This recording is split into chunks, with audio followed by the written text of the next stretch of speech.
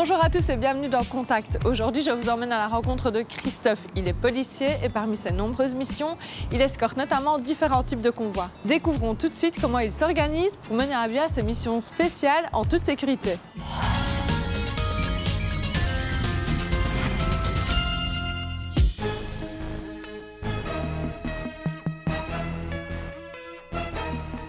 Bonjour, je m'appelle Christophe Tonus, j'ai 47 ans, je suis premier inspecteur principal à la police de la route du Brabant. L'une de mes missions est d'effectuer différentes escortes, de VIP, de transports exceptionnels et de courses cyclistes.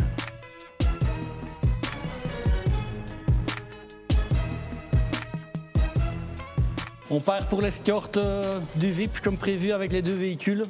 Le départ et le lieu de destination restent les mêmes et le timing également. Une escorte sur la route va être composée d'un chef d'escorte et de différents voltigeurs. Donc le chef d'escorte va gérer un petit peu la cadence du convoi, l'empêcher de s'arrêter et les voltigeurs vont veiller à la sécurité du convoi, immobiliser les usagers qui seraient dans le chemin et veiller à la sécurité du passage du convoi à l'approche des carrefours et d'autres obstacles. On arrive à un rond-point, un motard bloque la circulation qui pourrait venir de notre gauche, un autre motard stoppe également la circulation venant de droite pour éviter qu'elle s'engage devant ou dans le convoi. Avant l'escorte, on va débuter par une reconnaissance d'itinéraire. Une fois cela effectué, on pourra prévoir un itinéraire bis au cas où il y a un élément quand même imprévu sur l'itinéraire, comme par exemple un accident.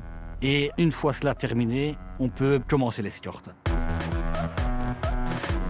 Un très gros danger aussi pour nous, ce sont les usagers qui ne comprennent pas les injonctions ou qui pensent qu'ils ne sont pas soumis aux injonctions, comme les cyclistes ou les piétons, et veulent quand même s'engager devant ou dans l'escorte. J'ai des piétons qui passent. Ici, je vais faire une injonction, leur demander d'attendre, et j'ai un motard qui va à nouveau leur signifier d'attendre que le convoi soit passé. Les règles de conduite pour l'usager sont éventuellement de toujours avoir les yeux dans les rétroviseurs. Lorsqu'ils entendent le bitonnal ou un coup de sifflet, respecter les injonctions. Ils doivent aussi comprendre que souvent, s'il y a un motard qui est dans leur rétroviseur, ils doivent veiller à regarder s'il n'y en a pas d'autres qui suivent ou s'il n'y a pas un convoi qui suit. Je suis bien curieux sur ces transports particuliers. Je rejoins Christophe à la fin de sa mission et j'en profite pour lui poser quelques questions. Est-ce que vous pouvez un peu me dire ce que vous préférez dans votre métier d'escorte et d'accompagnement? Ce que j'aime dans le métier d'escorte, ce sont les imprévus. Donc vraiment, quand quelque chose arrive au dernier moment, un déplacement qui n'est pas prévu ou un souci sur la route et où il faut anticiper et trouver une solution immédiatement. Est-ce qu'il y a beaucoup de choses à anticiper quand on fait ce métier? Il faut anticiper les problèmes de circulation éventuels. Ça, c'est la plus grande chose à anticiper. Un accident qui pourrait survenir, les feux à leur phase rouge, un encombrement de circulation, des chantiers, tout est anticipé. Si je comprends bien, vous êtes aussi amené à rencontrer beaucoup de personnes dans le cadre de votre métier. Est-ce que c'est un aspect que vous aimez bien?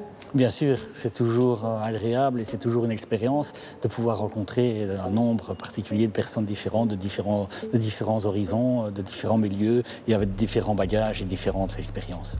Eh ben, merci pour toutes ces informations et à une prochaine. À une prochaine fois, Fanny. Pour assurer la sécurité des différents usagers sur la route, Christophe nous donne un dernier conseil. Le conseil que je peux vous donner, si vous voyez une escorte arriver dans votre rétroviseur et qui circule dans la même direction que vous, c'est de ne pas monter sur vos freins.